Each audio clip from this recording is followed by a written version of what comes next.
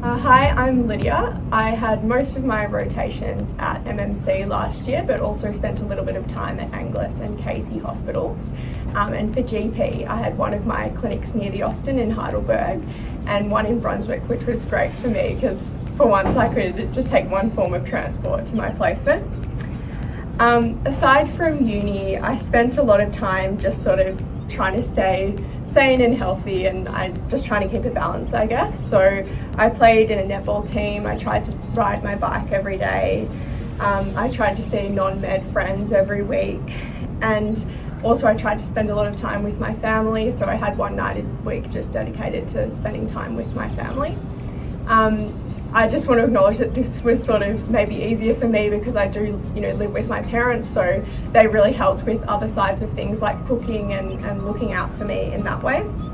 I also tried to maintain extracurricular activities, so I proposed the role and then was sort of temporarily acting in the role of gender equity officer for MUMIS with another friend of mine as well.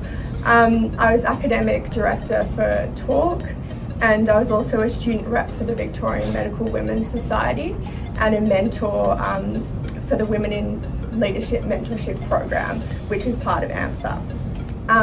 I also went overseas mid-year for a 3-week break, and I'd highly recommend that. That was a really good way to sort of break up the whole year as well. So obviously not that much studying was going on, but the way I sort of decided to do my study was basically to stay back at hospitals or placement for a few hours every day, because less so in busier rotations like women's, but for a lot of rotations you sort of finished early afternoon, so I would just stay back for a couple of hours until maybe 5 or 6 p.m.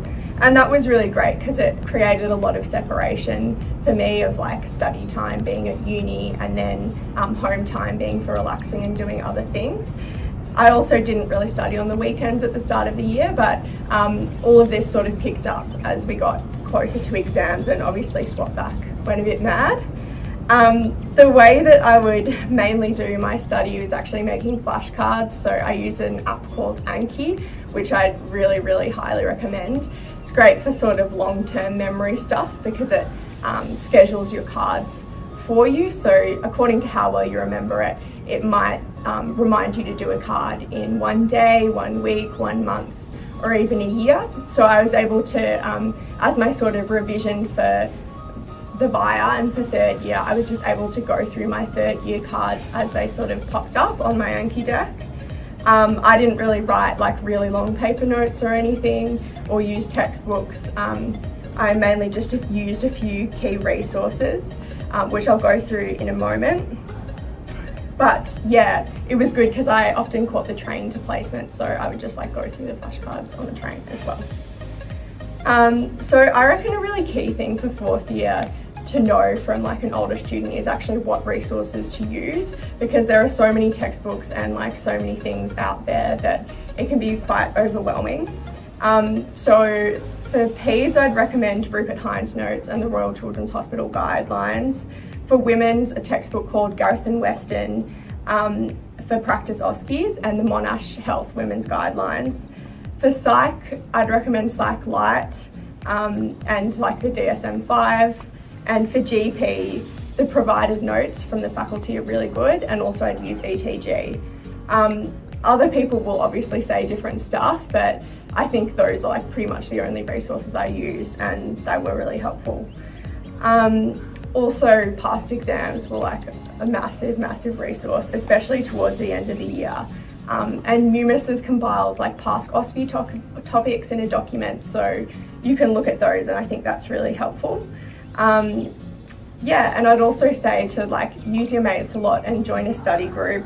It's so good for like the social side of things, so good to have people to sort of complain to about everything that's going on and debrief. But I'd just say as well to like make sure you keep it fun, like, and keep it silly, have snacks and like think of ridiculous ways to remember things, because you really will need a break. In terms of the challenges of the year, I actually found one of the biggest challenges organising my BMed side, which I'm going to be doing this year. That's because I wanted to do one overseas, so it was just a bit tricky to organise. But if you want any tips about that, feel free to get in touch.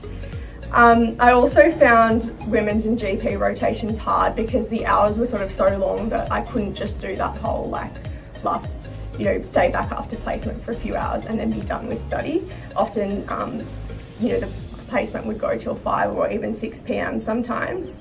And also both of them just had really hard exams where you have to know lots of specific things about management and things. But yeah, overall I was happy with how I went with those. And I think, working hard pays off, and it's important to just keep into perspective that those a lot of things are sort of challenging for everyone. So even though you can't be perfect, you might still be doing really well, and you might not realise it at all. In terms of general tips, I'd just say try to keep fourth year in perspective. It's obviously a really important year in terms of your medical degree, but at the same time, in the long run, we're going to have to be doing more exams as we specialise. You have to reapply for a job after your internship. It's really not the biggest deal, and it'll actually be harder sort of potentially later in your career managing all this stuff, because you'll be stressed studying for your physician's exams or whatever, and you'll have kids and a mortgage and other things to think about. So I just try and learn how to work hard and keep a balance now, because that'll really benefit you for your whole life, really. And I'd also just say actually enjoy the rotations you're on. There's some really interesting content. There are some really great opportunities on placement. In fourth year you can actually sort of be useful and do stuff, and that feels so good.